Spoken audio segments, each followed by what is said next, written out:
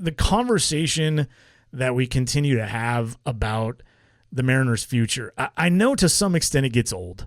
I truly, truly do. I understand it gets old.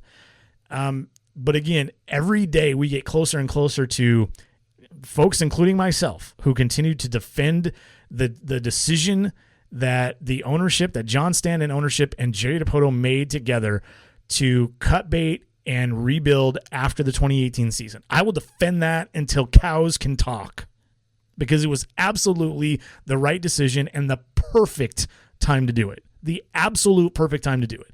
And so far, it's gone pretty well. I will defend that all day long. But at some point, it won't be about the rebuild anymore. And we get closer and closer to that every day we go. And I'm telling you, Jerry Dipoto is, I think he's unpredictable in a lot. He's predictably unpredictable. We know Jerry Dipoto is going to make a lot of trades. We know Jerry Dipoto is going to be creative. We know Jerry Dipoto is going to be creative in the way he says things.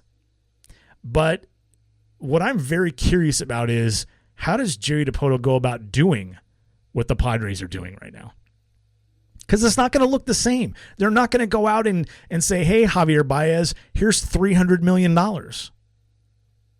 And then a year and a half later say, hey, Yankees, here's, 3 of our top 10 prospects for Luis Severino. And then, hey, Washington Nationals, here's, 3 more of our top 15 prospects for, in exchange for Patrick Corbin. Like, it's not going to look like that. It's going to look different. They'll go about it a little bit differently because the vision is a little bit different. The organization is in a little bit different position. It'll be different.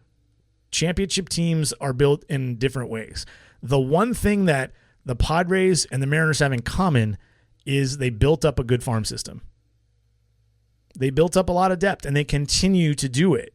Again, that's very important, that they don't just do it once and then try to win off that and that's it. You continue to do it. Remember the question we had last week about how do the Mariners avoid maybe getting good really quick and then fading fast, like the Cubs kind of sort of did? Like, they were good in 16, won the World Series. They were good again in 17. They were good again in 18, although not quite as good those other 2 years. Started to fade in 2019 and 2020, even though they won the division. Not quite World Series contending teams. And now they're rebuilding, trading off Darvish, trading off maybe Wilson Contreras. Chris Bryant's probably gone. Maybe Javier Baez will actually get traded this winter too. How do the Mariners stop that? Well, you continue to develop. You continue to sign, draft, and develop talent on a regular basis. Consistent. Find elite players. Find organizational depth. Find a way to keep that full, so you don't get to a point in 4 years where you're like, yeah, the farm system's garbage. Our players are older. We need to start over.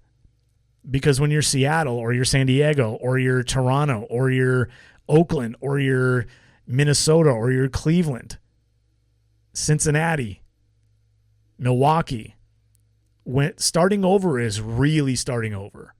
When you're the Cubs, you don't have to fully start over, and they're not going to.